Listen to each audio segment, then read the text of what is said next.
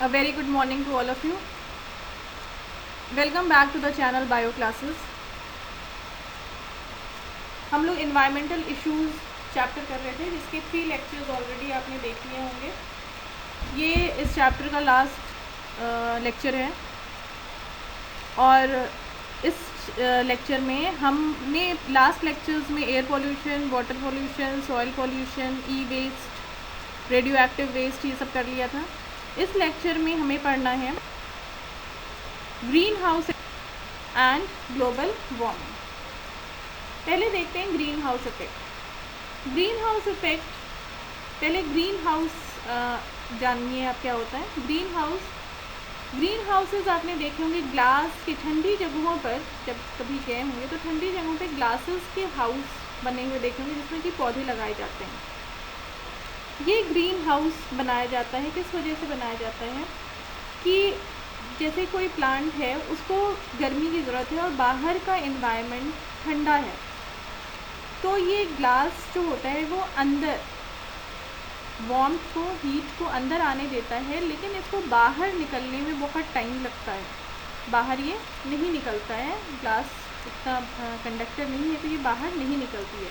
तो ये वार्मथ अंदर ग्रीन हाउस में, चैम्बर्स में मेंटेन्ड रहती है, जिससे कि प्लांट्स को प्रॉपर वार्मथ मिल जाती है, प्रॉपर हीट मिल जाती है और प्रॉपरली ग्रो कर लेते हैं। तो इसी तरह का यही प्रोसेस अर्थ में होता है, उसके चारों ओर प्रेजेंट एनवायरनमेंट की वजह से, प्रेजेंट एटमॉस्फेयर की वजह से। अर्थ के चारों ओर जो एटमॉस्फेयर है उसमें जो गैसेस प्रेजेंट हैं, ये जब हीट सन से आती है तो ये गैसेस इस हीट को एब्जॉर्ब कर लेती हैं। बहुत सी हीट जो होती है वो लैंड से रिफ्लेक्ट करके, रिबाउंड करके एटमॉस्फेयर में चली जाती है, वापस स्पेस में चली जाती है, लेकिन कुछ हीट जो है वो एटमॉस्फेयर में प्रेजेंट गैसेस के वजह से यूज़ कर लिया, ट्रैप कर ली जाती है। तो अगर हीट ट्रैप नहीं होती है, अगर ये गैसेस प्रेजेंट नहीं होती वहाँ पर एटमॉस्फेयर में, तो क्या होता, तो हमारा अर्थ जो है वो एक आइस बॉल बन जाता। अगर ये आइस बॉल बन जाए तो क्या हो गया, ना प्लांट्स रहेंगे ना लाइफ रहेगी। लेकिन अगर ये गैसेस ज़्यादा हो जाएं एटमॉस्फेयर में, जो हीट को ट्रैप कर रही हैं, ये गैसेस ज़्यादा हो जाएं तो क्या होगा, अर्थ का टेम्परेचर बहुत ज़्यादा बढ़ जाएगा। इसी को हम क्या कहते हैं, ग्लोबल वार्मिंग।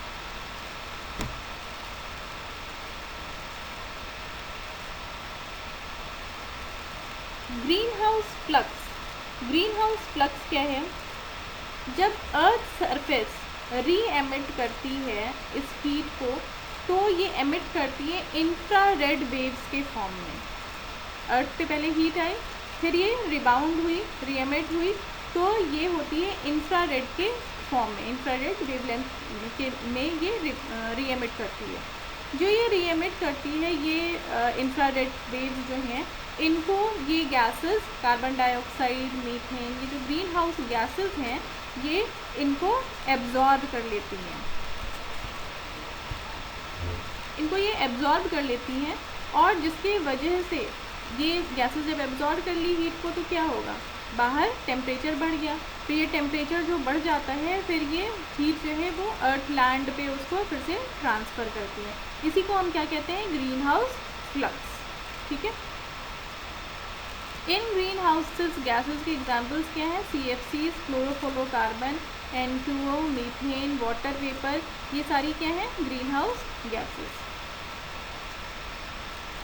अगर ये गैसेस प्रेजेंट हैं इन अप्रोप्रिएट अमाउंट, तो अर्थ का टेम्परेचर इसकी वजह से, इन ग्रीन हाउस गैसेस की वजह से कितना है, 15 डिग्री सेंटीग्रेड। एवरेज टेम्परेचर की हम बात कर रहे हैं, पोल्स और इक्वेटर को मिला के अगर एवरेज टेम्परेचर निकाला जाए तो अर्थ का टेम्परेचर कितना है, 15 डिग्री सेंटीग्रेड। अगर इन ग्रीन हाउस गैसेस को हटा दिया जाए एटमॉस्फेयर में से, तो अर्थ का टेम्परेचर कितना हो जाएगा, -18 डिग्री सेंटीग्रेड। मतलब कि टेम्परेचर बहुत कम हो जाएगा, आइस बन जाएगा यहाँ पर। ठीक है, यहाँ पे कोई भी वेजिटेशन नहीं होगा। 1/4 सोलर रेडिएशन जो होती है, सोलर से जो रेडिएशन आ रही है उसकी 1/4 जो है वो क्लाउड्स और गैसेस जो हैं उसको रिफ्लेक्ट कर देती हैं। हाफ से ज़्यादा सोलर रेडिएशन सरफेस पे पड़ती है और अर्थ को हीट कर देती है। अर्थ फिर क्या करेगा, इसको रीएमिट करेगा। किस फॉर्म में रीएमिट करेगा? इंफ्रारेड के फॉर्म में रीएमिट करेगा, जो कि कार्बन डाइऑक्साइड, मीथेन, ये जो ग्रीन हाउस गैसेज हैं ये इसको एब्जॉर्ब कर लेंगी। फिर इस हीट को ये नीचे रहने देती हैं, नीचे लैंड पे रहने देती हैं, जिसी को हम क्या कहते हैं? Green house flux. ठीक है, समझ में आ गया? डायग्राम देखिए। डायग्राम में most radiation is absorb by the earth surface and warm it. Some solar radiation is reflected by earth in the atmosphere. जो 1/4 है वो रिफ्लेक्ट हो जा रही है, ज़्यादातर आधा से ज़्यादा जो है वो अर्थ पे जाती हैं। फिर कुछ रिफ्लेक्ट होती हैं, कुछ सरफेस पे रह जाती हैं। जो रिफ्लेक्ट होती हैं वो किस फॉर्म में रिफ्लेक्ट होती हैं? इंफ्रारेड रेडिएशन के फॉर्म में रिफ्लेक्ट होती हैं। ये इंफ्रारेड रेडिएशन जब एटमॉस्फेयर में चारों ओर प्रेजेंट है उसमें जाती है तो ग्रीन हाउस गैसेस जो प्रेजेंट होती हैं वो इसको एब्जॉर्ब कर लेती हैं और अर्थ के सरफेस को ये राइज करती हैं। ठीक है, समझ में आ गया? अब जो डिफरेंट ग्रीन हाउस गैसेज हैं, ये डायग्राम आपकी एनसीईआरटी की बुक का है। जो डिफरेंट ग्रीन हाउस गैसेज हैं उसका ग्लोबल वार्मिंग में कितना कंट्रीब्यूशन है ये फिगर शो करता है। 60% कार्बन डाइऑक्साइड यूज़ होता है, मतलब कंट्रीब्यूशन है 60% कार्बन डाइऑक्साइड का ग्लोबल वार्मिंग में। 20% कंट्रीब्यूशन मीथेन का है, 14% क्लोरोफ्लोरोकार्बन का है और N2O का है 6%। ठीक है, तो ये परसेंटेजेस नीचे का आप सबसे ज़्यादा किसका है? कार्बन डाइऑक्साइड का। अब इस वार्मिंग के क्या इफ़ेक्ट्स हैं? फर्स्ट है कार्बन डाइऑक्साइड फर्टिलाइजेशन इफेक्ट। ये क्या होता है? जब कार्बन डाइऑक्साइड कितना प्रेजेंट है? 0.03% प्रेजेंट है एटमॉस्फेयर में। एटमॉस्फेयर में 0.03% कार्बन डाइऑक्साइड है। लेकिन अगर कार्बन डाइऑक्साइड का परसेंटेज बढ़ेगा तो क्या होगा? कार्बन डाइऑक्साइड का यूज़ होता है फोटोसिंथेसिस में। कार्बन डाइऑक्साइड का परसेंटेज जब बढ़ता है तो प्लांट्स की प्रोडक्टिविटी क्या होगी? बढ़ जाएगी। लेकिन जब बहुत ज़्यादा बढ़ जाएगा तो उसका एडवर्स इफेक्ट होगा। इसी को हम क्या कहते हैं? Fertilisation effect. जैसे 0.03 से जब 0.05% तक बढ़ता है तो कार्बन डाइऑक्साइड का परसेंटेज, तो C3 प्लांट्स की प्रोडक्टिविटी बढ़ जाती है। इसी को हम क्या कहते हैं? Carbon dioxide fertilisation effect. Carbon dioxide बढ़ रहा है तो प्रोडक्टिविटी बढ़ रही है, इसको क्या कह रहे हैं? Fertilisation effect. ग्लोबल वार्मिंग बता दिया कि ग्लोबल वार्मिंग जब ग्रीन हाउस गैसेस ज़्यादा हो जाएंगी तो अर्थ का टेम्परेचर बहुत ज़्यादा बढ़ जाएगा।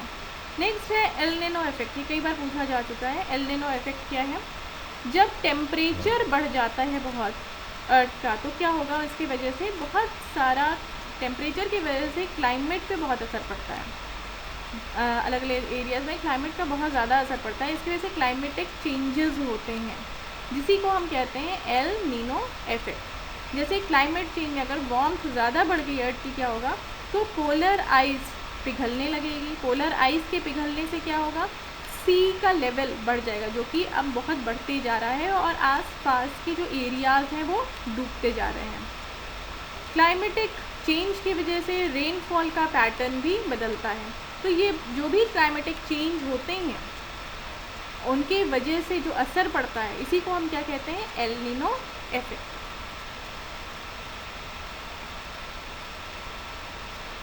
IPCC intergovernmental panel on climate change ये मॉनिटर करती है कि ग्रीन हाउस गैसेस का कंसंट्रेशन कितना है, कितना होना चाहिए और ये इसका असर कितना पड़ रहा है। ये ग्रीन हाउस गैसेस जो हैं इनका क्या इम्पैक्ट पड़ रहा है अर्थ पे, इसकी जो स्टडी करती है वो IPCC एजेंसी करती है। ठीक है। Next, control measures. अब हम कर क्या सकते हैं? एफॉरेस्टेशन को प्रमोट किया जाए, फॉसिल फ्यूल जो यूज़ हो रहा है उसके यूज़ को कम किया जाए, पॉपुलेशन ग्रोथ ऑफकोर्स क्योंकि पॉपुलेशन ग्रोथ से डिमांड बढ़ रही है सब चीज़ों की, पेड़ पौधे की, सबकी डिमांड किसकी वजह से बढ़ रही है, टिम्बर्स की, और जितनी भी प्लांट्स से जो भी हमें मिलता है प्रोडक्ट, उसकी डिमांड क्यों बढ़ रही है, पॉपुलेशन ग्रोथ की वजह से बढ़ रही है। तो इसको स्लो डाउन किया जाए। ऑटोमोबाइल्स का भी यूज़ पॉपुलेशन ग्रोथ की वजह से बढ़ रहा है, तो पॉपुलेशन ग्रोथ को कम किया जाए। CFCs का बहुत कंट्रीब्यूशन है ग्लोबल वार्मिंग में, तो CFCs का अल्टरनेटिव खोजा जाए और ट्री कटिंग को प्रिवेंट किया जाए, डिफॉरेस्टेशन को प्रिवेंट किया जाए। ठीक है, ये कंट्रोल मेजर्स हैं। नेक्स्ट इसका जो इफेक्ट है ozone depletion. Ozone molecule present है अर्थ में, जो troposphere, stratosphere, mesosphere, ionosphere and exosphere, ये लेयर्स प्रेजेंट है एटमॉस्फेयर की अर्थ के चारों ओर। तो इसमें स्ट्रेटोस्फियर जो है, स्ट्रेटोस्फियर में ओजोन की लेयर प्रेजेंट होती है, और ये ओजोन की लेयर जो है वो सन से जो यूवी रेज आ रही हैं उनको प्रिवेंट करती है कि वो धरती पर उसको लैंड पे नहीं आने देती है। ओजोन को हम दो तरह से देख सकते हैं। ओजोन जो एटमॉस्फेयर में प्रेजेंट है, जो लोअर एटमॉस्फेयर में प्रेजेंट है, दैट इज गुड ओजोन, ठीक है। और जो स्ट्रेटोस्फियर में प्रेजेंट होता है वो ओजोन, जो कि एटमॉस्फेयर में प्रेजेंट है, लोअर एटमॉस्फेयर में प्रेजेंट है, दैट इज बैड ओजोन। और जो स्ट्रेटोस्फियर में प्रेजेंट है दैट इज गुड ओजोन, जो एक लेयर बना लेती है एटमॉस्फेयर में। ये क्या है, गुड ओजोन है, क्योंकि ये यूवी रेडिएशंस को नीचे नहीं आने दे रही है, ये एब्जॉर्ब कर ले रही है। ओजोन लेयर की थिकनेस को मेजर किया जाता है डॉप्सन यूनिट। ओजोन जो लेयर प्रेजेंट है स्ट्रेटोस्फियर में, ये लगातार बनती भी है और टूटती भी है। जैसे रिएक्शन दिया हुआ है, रिवर्सिबल रिएक्शन है। ओजोन जो है ऑक्सीजन में चेंज हो रहा है, ऑक्सीजन ओजोन में चेंज हो रहा है। तो ये बैलेंस्ड कंडीशन में जब तक रहता है तब तक सही होता है। लेकिन जब ग्रीन हाउस गैसेस बढ़ने लगती हैं, जब UV rays and green house gases पे पड़ती हैं, तो ये इक्विलिब्रियम डिस्टर्ब हो जाता है। जैसे कि CFC है, क्लोरोफ्लोरोकार्बन है, जब इस पे यूवी रे पड़ती है, यूवी रे रिएक्ट होती है, तो ये क्लोरीन एटम बनाती हैं। ये क्लोरीन एटम, जब ये क्लोरीन, एक्टिव क्लोरीन एटम, ये क्या करता है, ये इस इक्विलिब्रियम को डिस्टर्ब कर देता है, ओजोन को ब्रेक कर देता है ये O2, ठीक है, जिसकी वजह से ओजोन लेयर पतली होती जा रही है। लेकिन ये क्लोरीन, एक्टिव क्लोरीन जो है, active chlorine means chlorine ion जो है, वो डिस्ट्रॉय कर सकता है 5000 मॉलिक्यूल ऑफ ओजोन। एक महीने में 5000 मॉलिक्यूल ओजोन को ये डिस्ट्रॉय कर सकता है। इस ये रिएक्शन नीचे दिया हुआ है, O2 यूवी रेज के प्रेजेंस में O एटम बनाता है। उसके बाद क्लोरोफ्लोरोकार्बन यूवी रेज के प्रेजेंस में एक्टिव क्लोरीन बनाया। Active chlorine oxygen atoms ozone से रिएक्ट करके ClO बनाया, ClO फिर एक्टिव क्लोरीन बनाएगा और ऑक्सीजन आएगा। तो अल्टीमेटली हो क्या रहा है, ओजोन ब्रेक हो रहा है O2 में, O3 ब्रेक हो रहा है O2 में due to presence of chlorofluorocarbon. Chlorofluorocarbon में भी क्या, एक्टिव क्लोरीन की वजह से, और ये रिएक्ट किससे हो रहे हैं, यूवी रेज से एक्टिव क्लोरीन बन रही है, और एक्टिव क्लोरीन की वजह से ओजोन जो है वो O2 में चेंज हो रहा है। तो क्लोरीन क्या एक्ट कर रहा है, एज अ कैटलिस्ट एक्ट कर रहा है इस रिएक्शन में। तो ये ओजोन लेयर पतली हो जा रही है, इसी को हम क्या कहते हैं, ओजोन होल। और ये डिप्लीशन, ओजोन लेयर का डिप्लीशन, ये देखा गया है अंटार्कटिका रीजन में लेट अगस्त और अर्ली अक्टूबर में। ये डिप्लीशन रीजन जो फिगर में दिया हुआ है, ब्लू एरिया, ये क्या है, ओजोन डिप्लीशन वाली का एरिया है, जो कि अंटार्कटिका रीजन में देखा जाता है लेट अगस्त और अर्ली अक्टूबर। ये क्वेश्चन पूछा जा चुका है कि कब देखा जाता है, किस मंथ में देखा जाता है, लेट अगस्त एंड अर्ली अक्टूबर, ठीक है। ये फोटो कब की ली हुई है, सितंबर 8, 2019 की। ओजोन डिप्लीशन इफेक्ट डिस्कवरर कौन है इससे related? Sherwood, Rowland, Mario Molina and Paul Crutzen. इन तीनों लोगों को नोबेल प्राइज़ दिया गया in the field of chemistry 1995 में। यूवी रेज जो कि शॉर्टर होती हैं, यूवीबी उनको कहते हैं, यूवीबी रेज, ये कम्प्लीटली एब्जॉर्ब हो जाती हैं ओजोन लेयर से। लेकिन अगर ओजोन लेयर पतली हो जाएगी तो यूवीबी रेज, यूवीए, बी, सी 3 टाइप की होती हैं, इसमें यूवीबी रेज जो होती हैं वो अगर एब्जॉर्ब नहीं हो रही है तो क्या होगा? तो ये अर्थ पे आएगी। अर्थ पे आएगी तो ये लाइफ में, ऑर्गेनिजम्स में जब ये एंटर करेगी तो वहाँ पर डीएनए को ये डैमेज कर देती है, क्योंकि डीएनए इसको एब्जॉर्ब कर लेता है, इसको डैमेज कर देती है, जिसकी वजह से बहुत सारे म्यूटेशंस होते हैं, कैंसर्स होते हैं। क्या हो सकता है इसकी वजह से? जैसे ageing of skin, damage of skin cell, different types of skin cancer and retinal cancer. इसके अलावा यूवीबी रेडिएशन से बहुत ईजिली ये हो जाता है, अगर यूवीबी रेडिएशन सीधे आँख पे पड़ती है तो इसकी वजह से कॉर्निया में इन्फ्लेमेशन हो जाता है, जिसको हम कहते हैं स्नो ब्लाइंडनेस।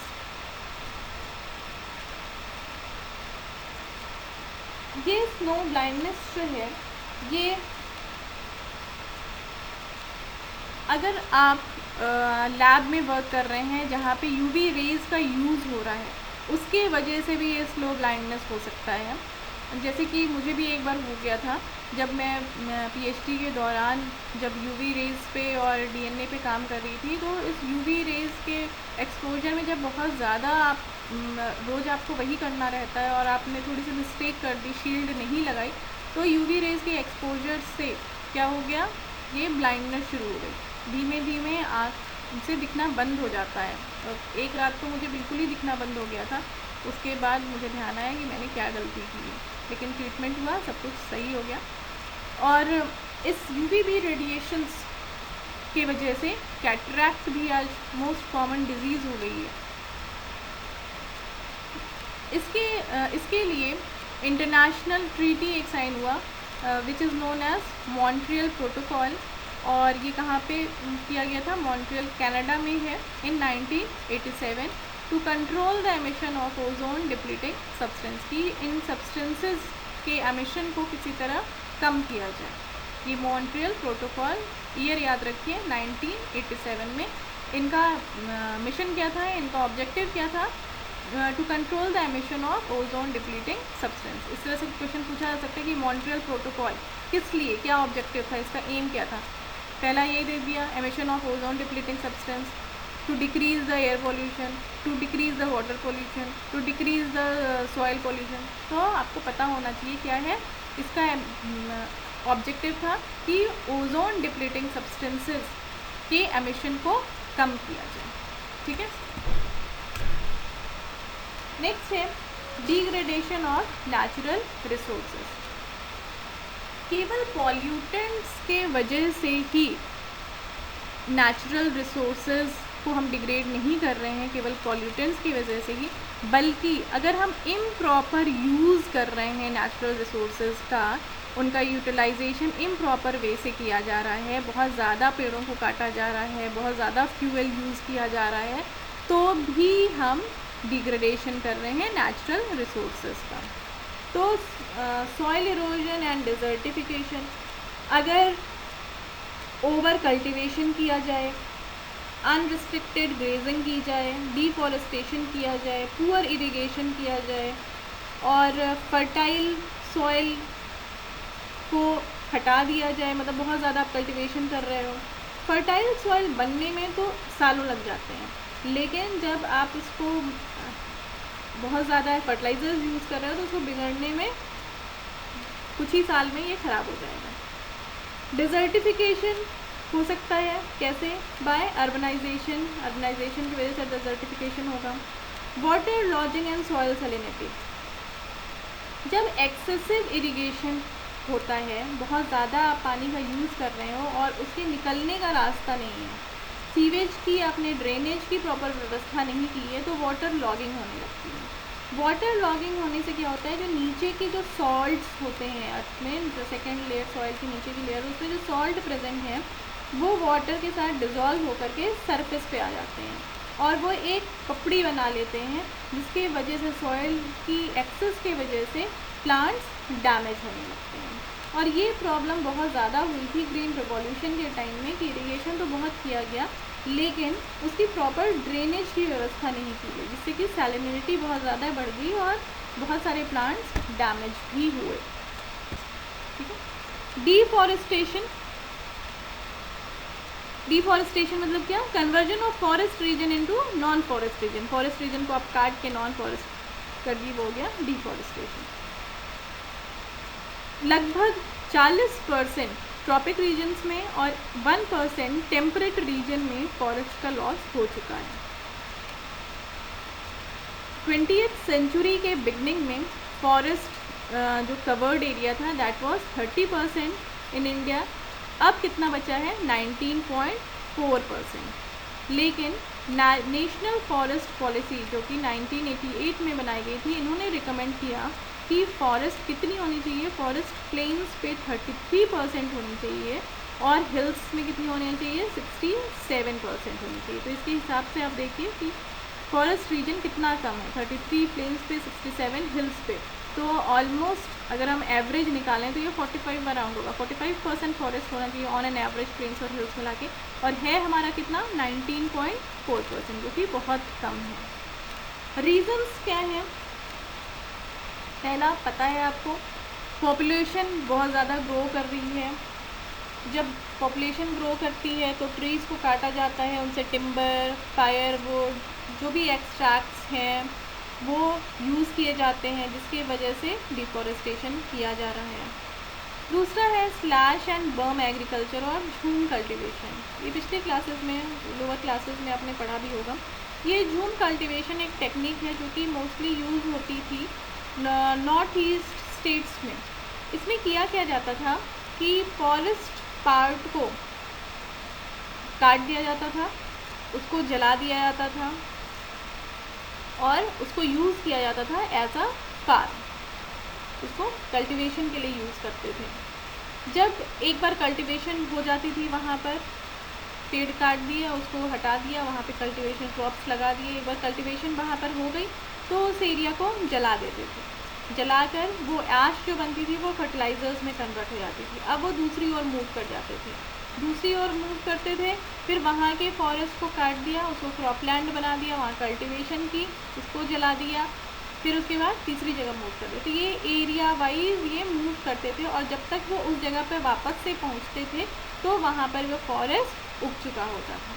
लेकिन जब पॉपुलेशन कम थी तब तक तो ये कामयाब रहा कि वो वापस उस जगह पे आ गए हैं, फिर से उतना फॉरेस्ट डैमेज नहीं हुआ। जितने देर में वो वापस आए उतना टाइम मिल गया कि वहाँ पे फॉरेस्ट फिर से बन गया।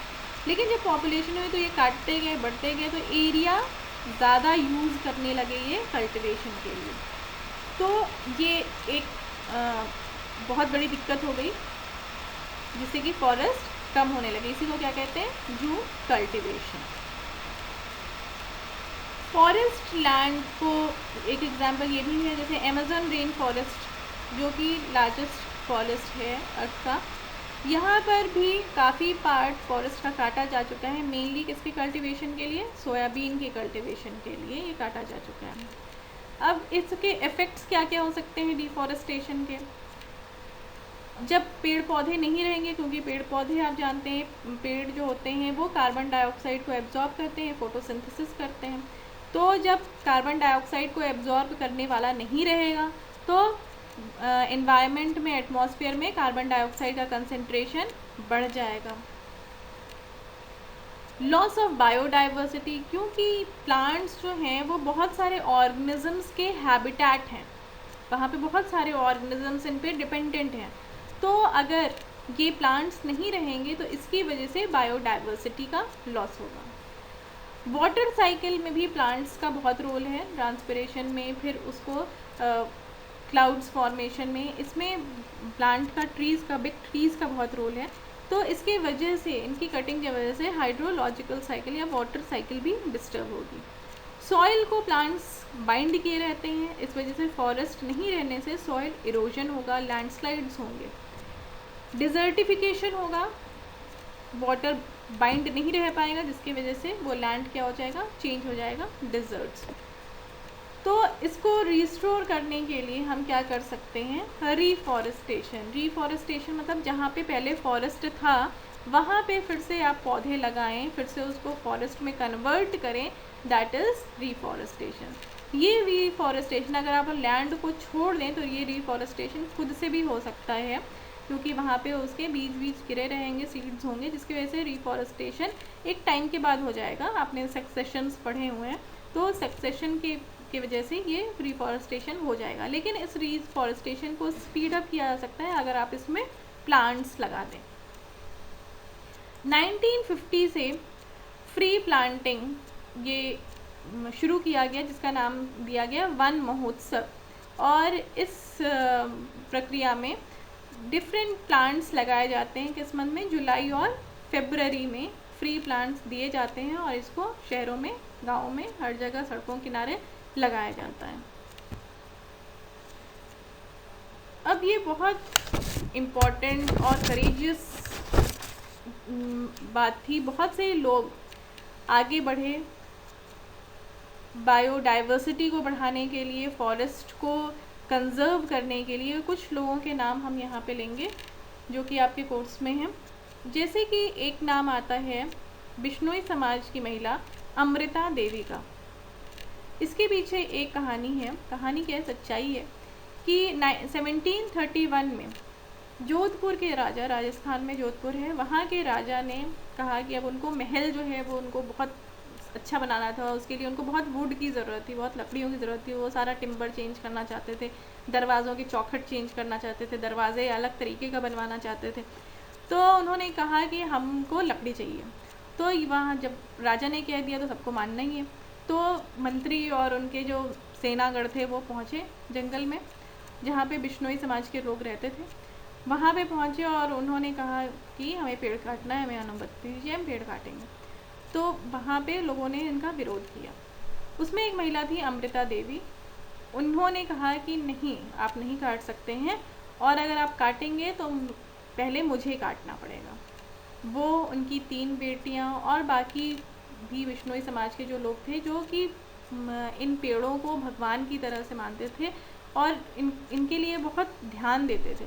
उन्होंने क्या किया कि सारे पेड़ों के पास जाके ये चिपक गए।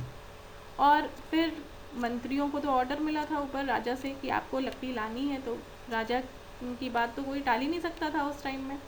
तो इन्होंने क्या किया, जितनी भी महिलाएं या आदमी, जितने लोग थे जो पेड़ को चिपक के उसको रोकने की कोशिश कर रहे थे, उन्होंने उन सबको काट दिया और पेड़ लेकर चले गए। तो बहुत सारे लोगों ने सेक्रीफाइस किया।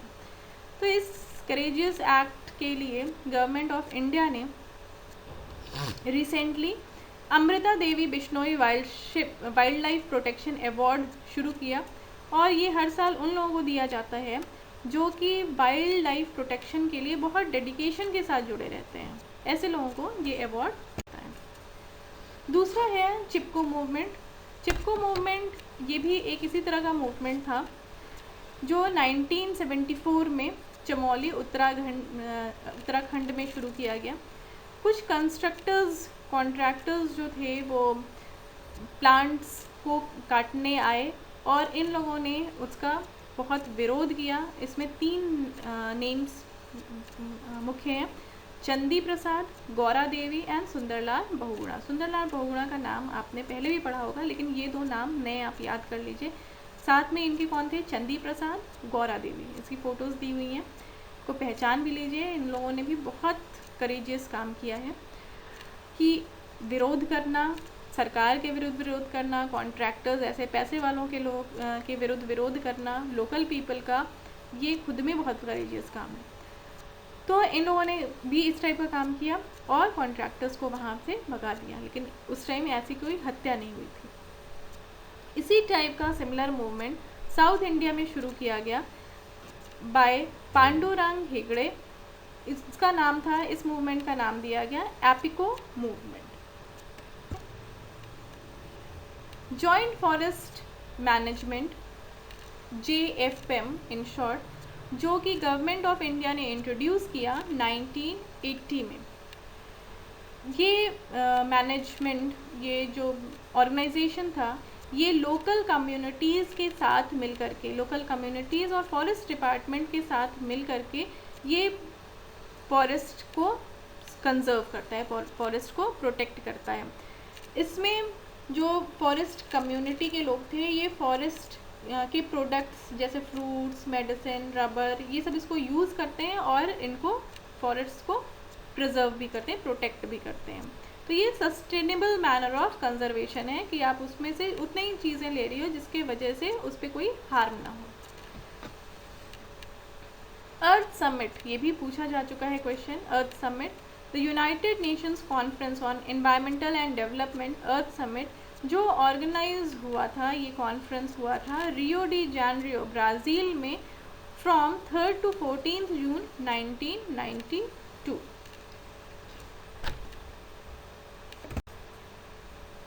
क्योटो प्रोटोकॉल, क्योटो प्रोटोकॉल ये अडॉप्ट किया गया जापान, क्योटो में, और ऑन 11 दिसंबर 1997 में अडॉप्ट किया गया, लेकिन इसको इन्फोर्स किया गया 16 फरवरी 2005 में।